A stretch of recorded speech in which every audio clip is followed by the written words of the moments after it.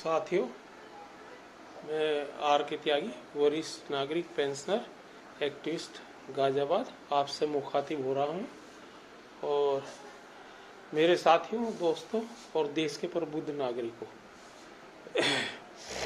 आपको देश हित में, राष्ट्र हित में और जनहित में मैं कुछ तथ्य बताना चाह रहा हूँ, छोटी छोटी बातें कहना चाह रहा हूँ।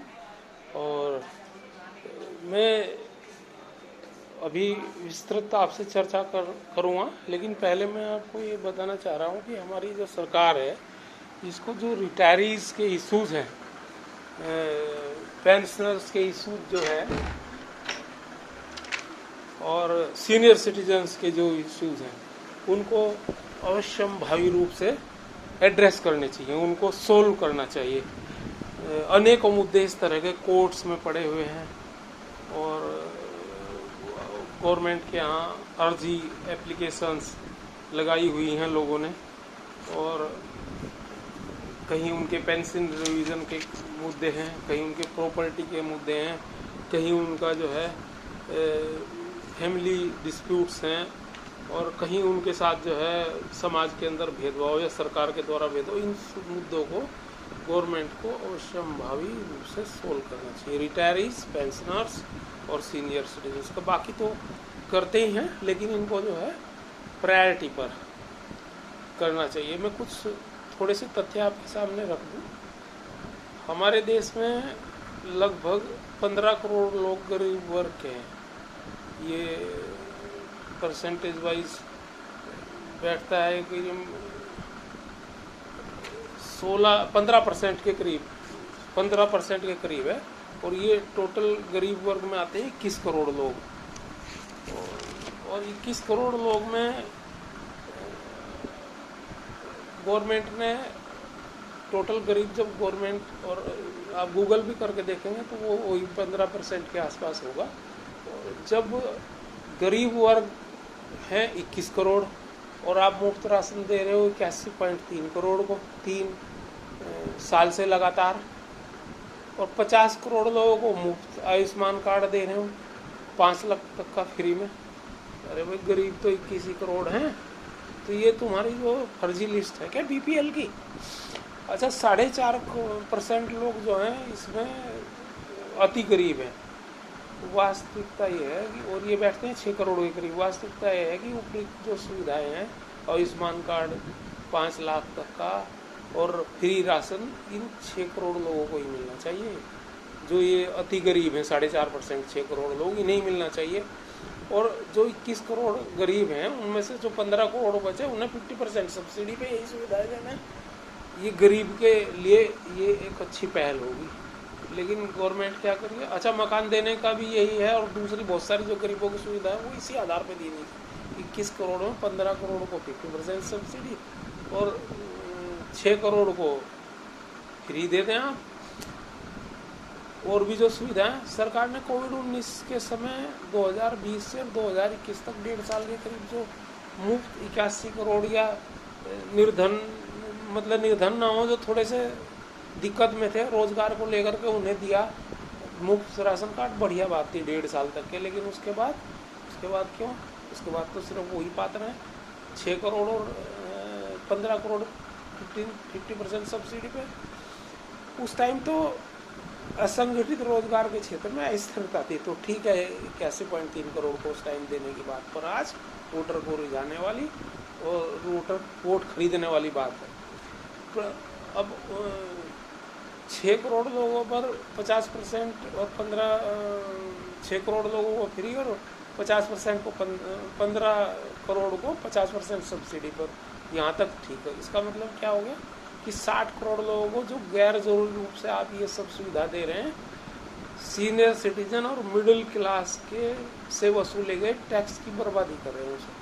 आप मिडिल क्लास से ही लेते हैं ना टैक्स, मुख्य रूप से तो मिडिल क्लास देती है, सीनियर सिटीजन्स देते हैं, रिटायर्ड पर्सन देते हैं। आप उनके पैसे की बर्बादी और उनके टैक्स की बर्बादी कर रहे हैं। उन्हें तो सुविधा दे नहीं रहे आप कोई, उनके तो मुद्दे भी हल नहीं कर रहे। ये सारी बातें केंद्र सरकार हो चाहे राज्य सरकार हो, ये जो सुविधाएं देती हैं सारी कहीं ना किसी रूप से घुमा फिरा करके दे रही हैं। होड़ लगी हुई है दोनों में, इर्रेस्पेक्टिव ऑफ पार्टी। पार्टी से कोई मतलब नहीं है, कोई भी पार्टी की सरकार हो, चाहे राज्य में और चाहे केंद्र में, वो सारे यही काम कर रही है, रेवड़ी बांटने का। और दूसरों पे आरोप लगाते हैं, खुद भी ऐसा ही करते हैं सभी लोग। वर्तमान में दिल्ली की सरकार, पंजाब की सरकार, छत्तीसगढ़ और राजस्थान की सरकार, मध्य प्रदेश की और कर्नाटक की सरकारों में तो होड़ सी लगी। और कुछ दक्षिणी राज्यों, साउथ इंडिया की जो स्टेट्स हैं, उनकी पार्टियों में सारी में होड़ लगी हुई है कि कैसे रेवड़ी बांटे, इलेक्शन में वोटर्स को रिझा के जीत करें। फ्री रेवड़ी बांटने का, वोटर्स को रुझाने का ये जो होड़ है, ये खत्म होनी चाहिए, खत्म। केंद्र सरकार और राज्य सरकारें तो में दलीय प्रतिस्पर्धा है ये, कि किस दल की सरकार है वो उसी हिसाब से ज़्यादा कम करती है। और ये आप किसकी कॉस्ट पर कर रहे हैं भाई साहब ये चीज़? आप अपनी नीति और मार्केट, सप्लाई चेन, वितरण प्रणाली और किसानों से खरीद मूल्य और होलसेल प्राइस और खुदरा मूल्य, रिटेल प्राइस का तालमेल नहीं बैठा पा रहे, और उनमें जो है परसेंटेज, प्रॉफिट मार्जिन और खर्चों को जोड़ के उसका तालमेल और विश्लेषण और निर्धारण ये सब नहीं कर पा रहे, इसलिए आप ये सब करते हैं।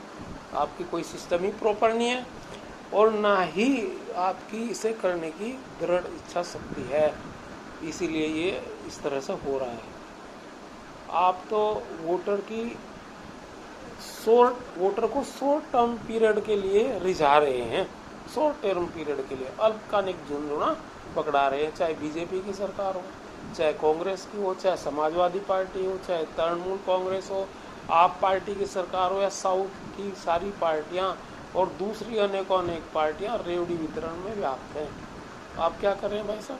गवर्नमेंट क्या कर रही है? देश को श्रीलंका जो दिवालिया होगा तो उसके रास्ते पर ढकेल लिए, पाकिस्तान के भी दिवालिया जैसे हालात थे उसके रास्ते पर ढकेल लिए, और साउथ अफ्रीका और दूसरी कई सारी कंट्रियों के, वेनेजुएला, पता नहीं कौन कौन सी कंट्रियों के ऐसे हालात में उसी कतार में धकेलना चाह रहे हैं आप भारत देश को। अरे आप मध्यम वर्ग से कितना टैक्स आपको लेना है? कितना टैक्स देगा आपको मध्यम वर्ग? आपको आपके इन कार्यों करने के लिए आपको कितना टैक्स पेमेंट करेगा? आपको जो भी टैक्स मिलता है घुमा फिरा कर तो मध्यम वर्ग पर ही पड़ता है, वही भुगतता है। जो आपको कॉर्पोरेट टैक्स मिलता है ना, वही मध्यम वर्ग से कमाया हुआ है, और उनकी सुविधाओं को कटौती करके वो टैक्स वो देते हैं कि सब अपने पास से नहीं देती कंपनी और कॉर्पोरेट। और कंपनियों के कर्मचारियों के काम का परिणाम है वो जो आपको कॉर्पोरेट टैक्स मिलता है, मध्यम वर्ग का और कंपनियों के कर्मचारियों के काम का परिणाम है, उसमें से मिलता है। कोई कॉर्पोरेट अपने पास से नहीं देता। लोअर मिडिल क्लास और अपर मिडिल क्लास आपका सारा टैक्स का बोझ उठा रहा है, lower middle class, upper middle class.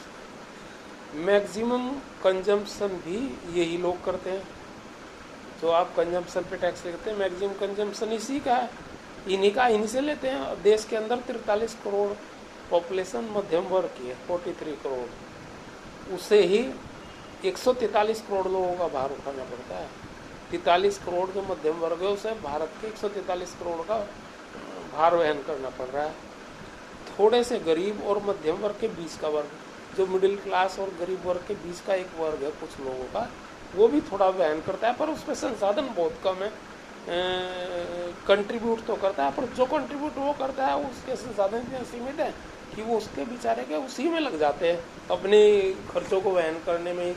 उसका जो कंट्रीब्यूशन है उसी के काम आ जाता है, देश के काम वो नहीं आ पाता। और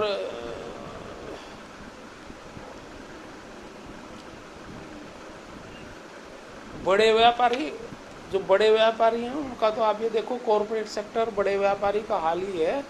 और आप पढ़ते भी लिखते रहते होंगे किस हिसाब से वो टैक्स रिविजन के सिस्टम में लगे रहते हैं।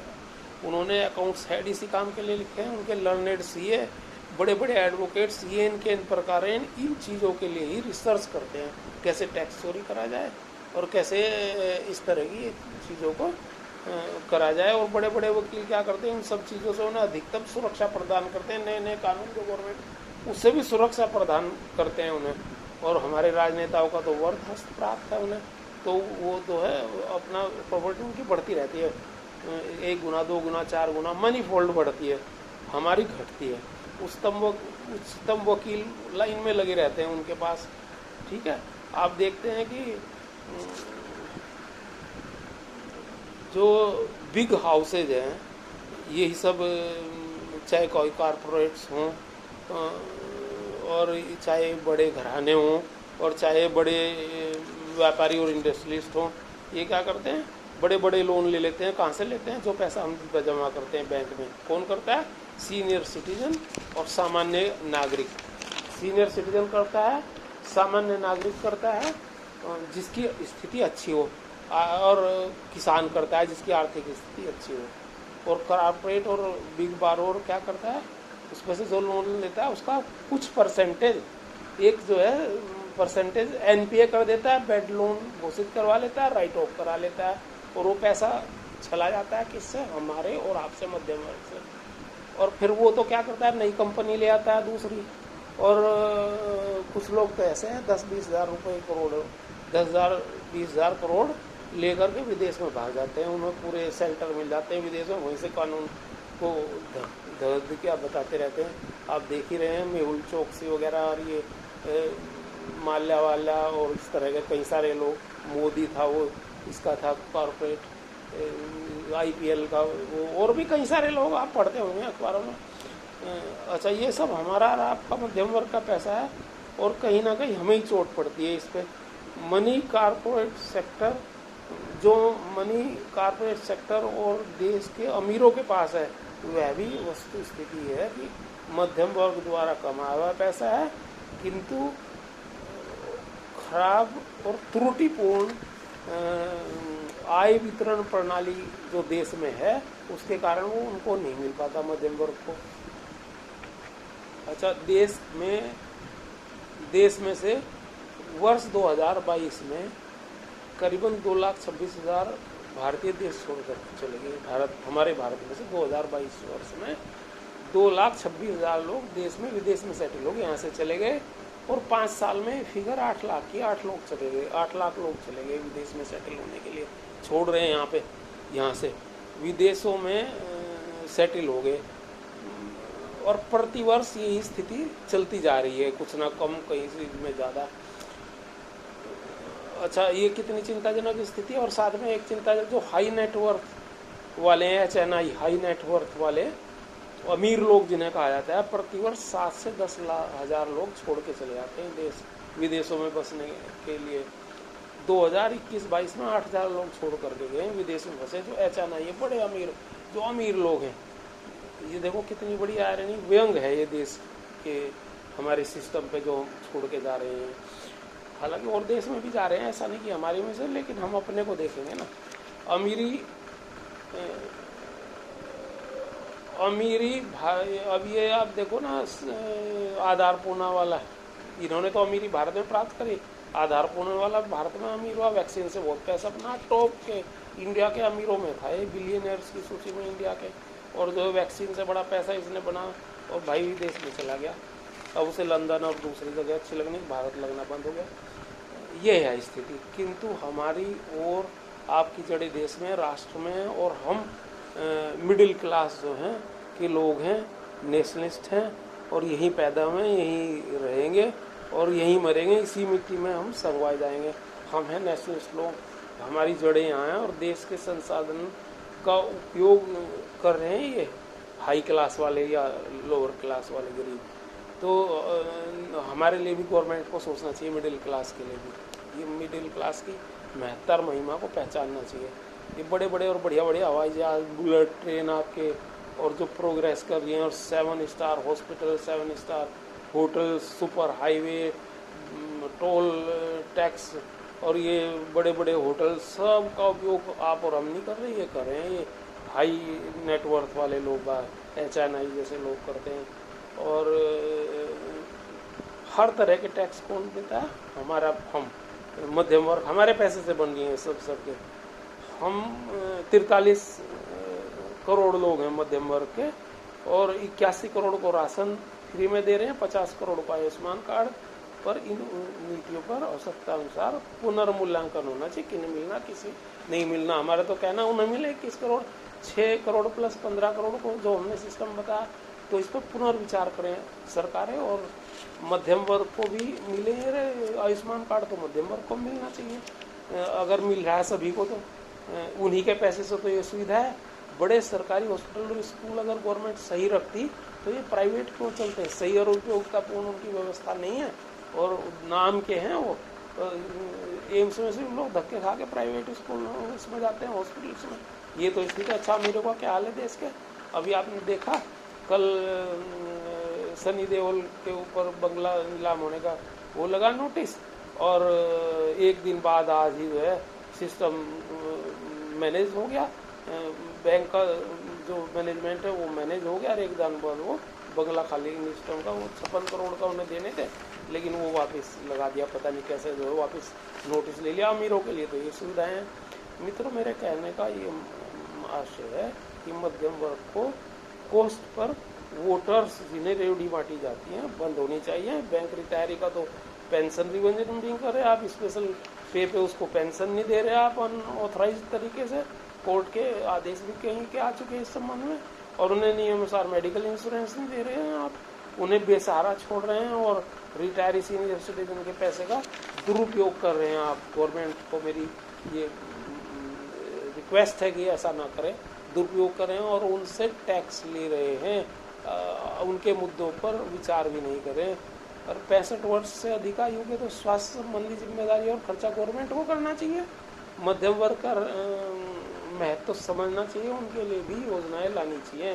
वोटर्स का जो रेवड़ी का वितरण है सभी पार्टियां और सरकारें बंद करें, बंद करना चाहिए। देश को श्रीलंका जैसे हालातों में न धकेलें, पाकिस्तान जैसे हालातों में ना धकेलें, जिससे दिवालिया की स्थिति में वो पाकिस्तान आ गया था और श्रीलंका तो हो गया था। और क्या होना चाहिए इन सब चीज़ों को रोकने के लिए? आतंकवाद, आर्थिक आतंकवाद और आर्थिक डिफॉल्टर, राष्ट्र विरोधी तत्वों के खिलाफ कड़े और प्रभावी कानून न केवल बने बल्कि उनका कड़ाई से अनुपालन हो। बन जाते हैं, बने नहीं बने तो है ही, अनुपालन भी हो। ये है रोड मैप मध्यम वर्ग का, राष्ट्रीय वर्ग है मध्यम वर्ग, रोड मैप है ये उनका 43 करोड़ 50 करोड़ का। तो धन्यवाद साथियों, मेरा आपसे यही कहना था, और आप सभी को नमन। और वीडियो को वायरल करें ताकि गवर्नमेंट तक जाए और आवाज़ जो है सरकार तक पहुंचे, और तभी गवर्नमेंट की आंखें खुलें। जो वीडियो वायरल होते हैं उन्हीं से लोग गवर्नमेंट प्रभावित होती है। बाकी तो सोचो जंतर मंतर में भी लोग लगे रहते हैं। वो तो तमिलनाडु में किसानों ने धरना चला था, साल 1.5 साल चला था, कुछ नहीं हुआ, और जब दिल्ली जाम कर दिया तो हो गया। मैं RK त्यागी, सीनियर सिटीजन रिटायरी, गाजियाबाद से बोल रहा हूँ। थैंक यू, आपने मुझे सुना, धन्यवाद मेरे साथ।